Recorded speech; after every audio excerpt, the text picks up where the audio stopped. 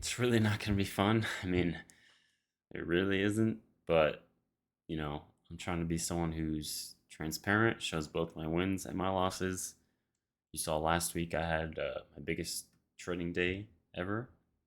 Well, here's my biggest trading day ever, but negative. So I took 5 losses in a row today. I mean, honestly, the first trades were not really bad. Like here, actually, if I pull up my Thinkorswim, which is where I do like my main charting, if I change this to NASDAQ, the first short I took was on NASDAQ.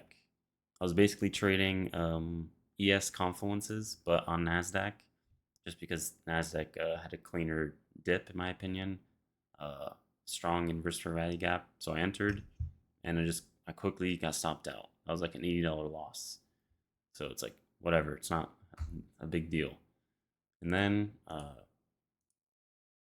kind of confirmed the short for me, and I entered actually at the bottom of this candle. I'll show you on Top Step after, but um, it ended up going in my favor.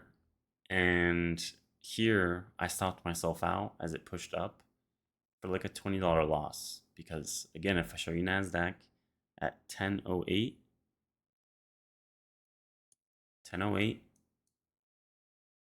10:08 here, you can see NASDAQ is just freaking hanging around near high day, acting choppy. It looks pretty strong. So it didn't look good. It looked choppy. It looked strong. So I exited.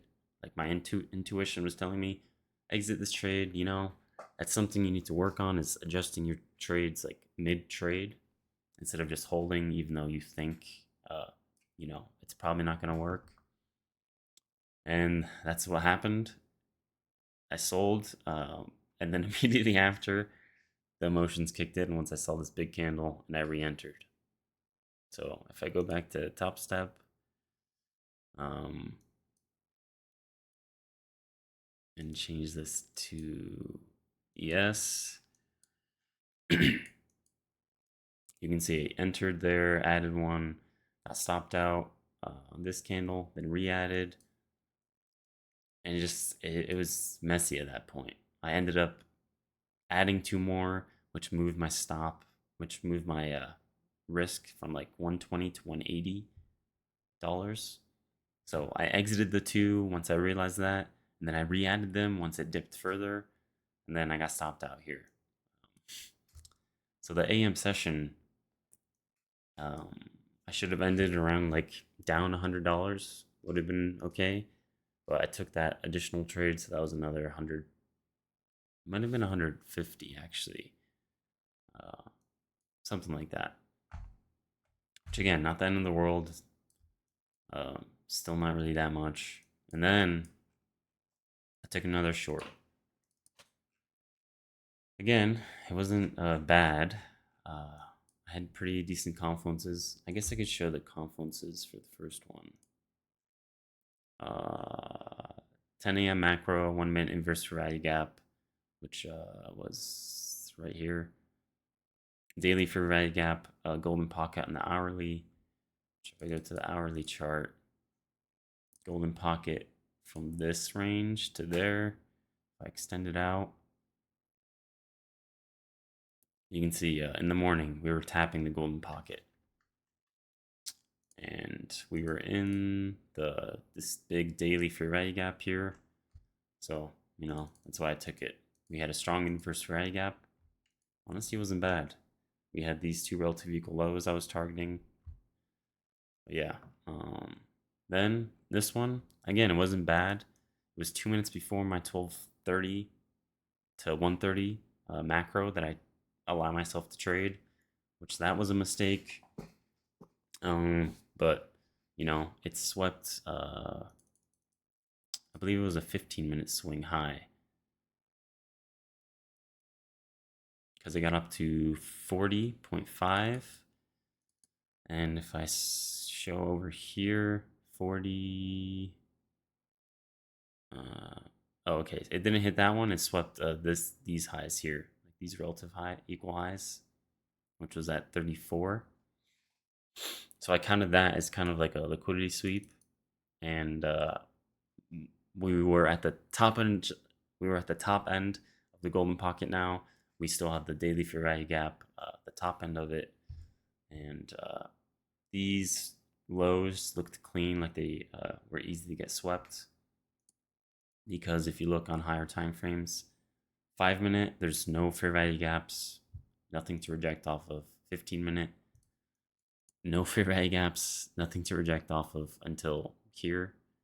Um, so it just looked like it would have been easy to dip down there.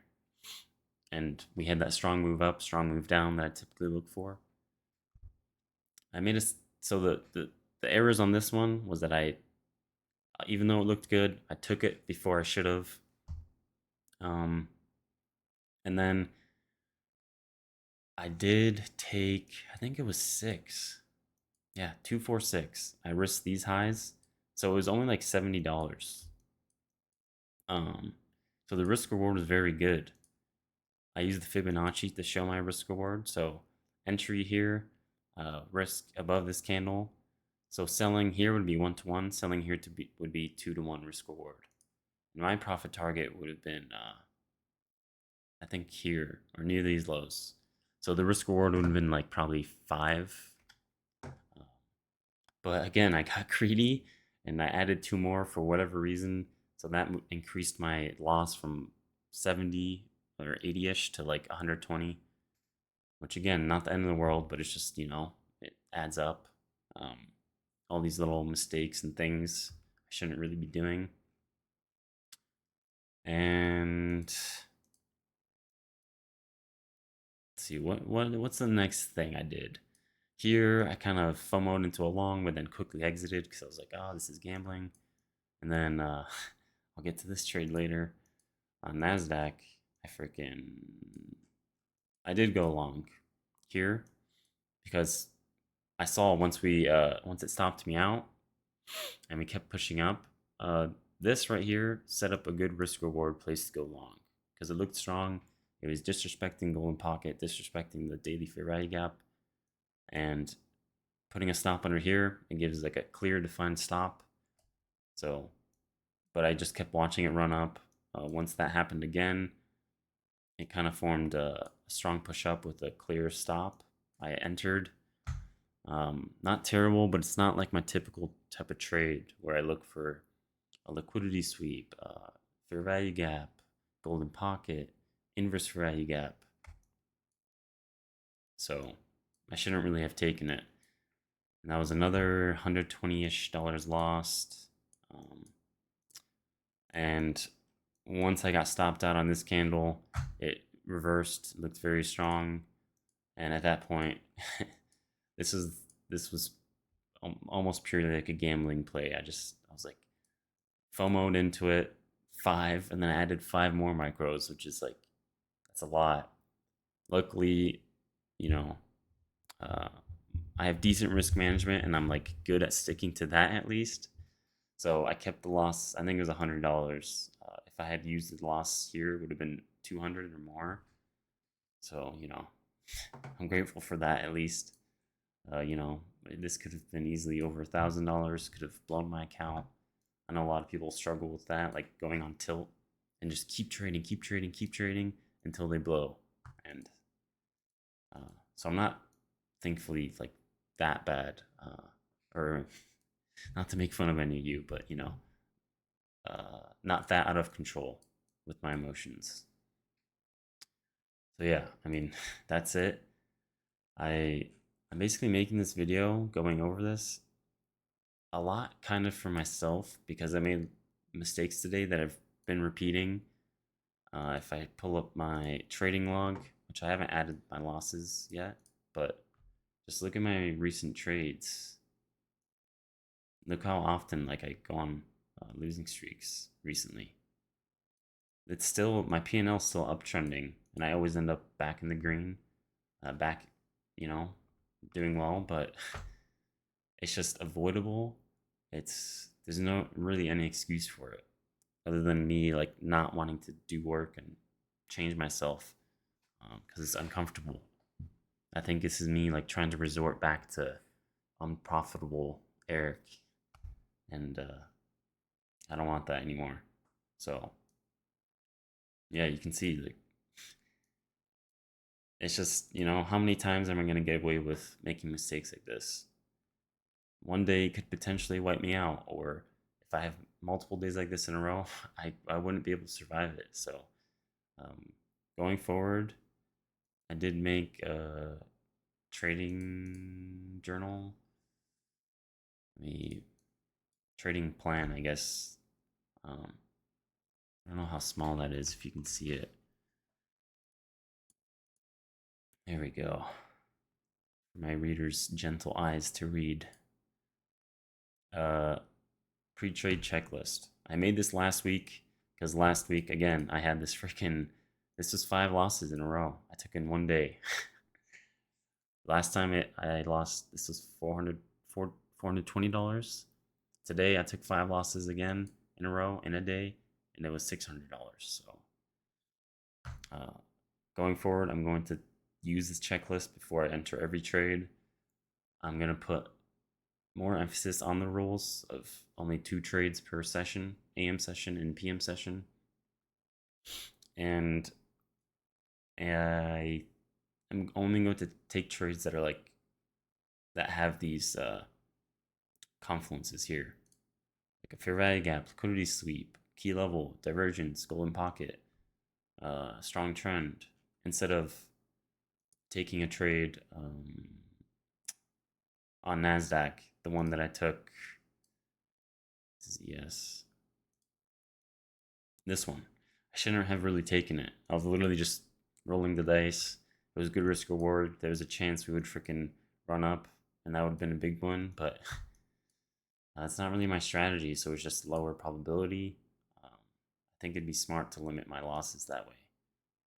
So that's the plan. By making this video, I'm also, putting myself out there, making it public, and that way it'll kind of make me think a little bit before my next trade. Be like, okay, I've kind of made these errors a couple times in a row now. I made that video.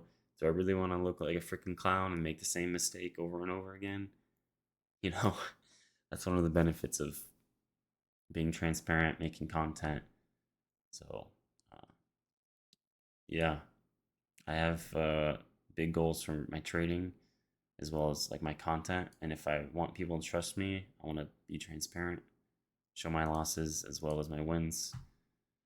And yeah, this is me doing that. So hopefully this also helps some of you. Again, there's more to life in trading.